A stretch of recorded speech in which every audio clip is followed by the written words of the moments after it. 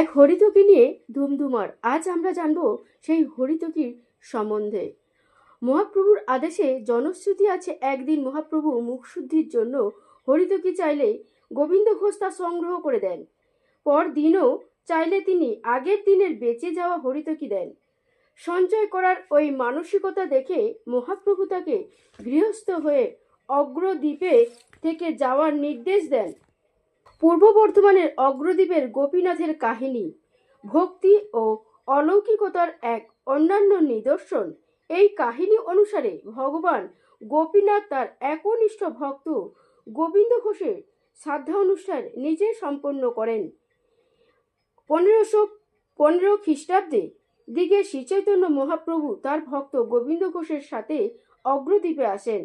মহাপ্রভুর নির্দেশে গোবিন্দ ঘোষ সেখানেই থেকে যান এবং শ্রীচৈতন্যের দেওয়া একটি বিগ্রহের সেবা শুরু করেন, যার নাম রাখা হয় গোপীনাথ। গোবিন্দ ঘোষের স্ত্রী ও পুত্র অকালে মারা গেলে তিনি অত্যন্ত শোকাহত হন। তিনি দুশ্চিন্তা করতে থাকেন যে তার মৃত্যুর পর তার শ্রাদ্ধা বা পিণ্ড অনুষ্ঠান করার কেউ থাকবে না।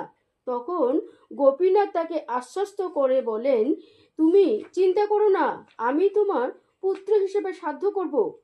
গোবিন্দ ঘোষের মৃত্যুর পর ধারণা করা হয় 1588 খ্রিস্টাব্দে প্রতি বছর চৈত্র মাসের কৃষ্ণপক্ষের একাদশী তিথিতে গোপীনাথের বিগ্রহকে গোবিন্দ ঘোষের সমাধিস্থলে নিয়ে যাওয়া হয়। সেখানে ভগবান গোপীনাথ কুশের আংটি পরে নিজের হাতে ভক্তের শ্রাদ্ধ ও পিণ্ডদান সম্পন্ন করেন। এই বিরল প্রথা প্রায় 500 বছর ধরে চলে আসছে। এই অলৌকিক ঘটনাকে কেন্দ্র করেই প্রতি বছর অগ্রদ্বীপে বিশাল গোপীনাথের মেলা বসে, যা ভক্তদের কাছে একটি মিলন তীর্থস্থান।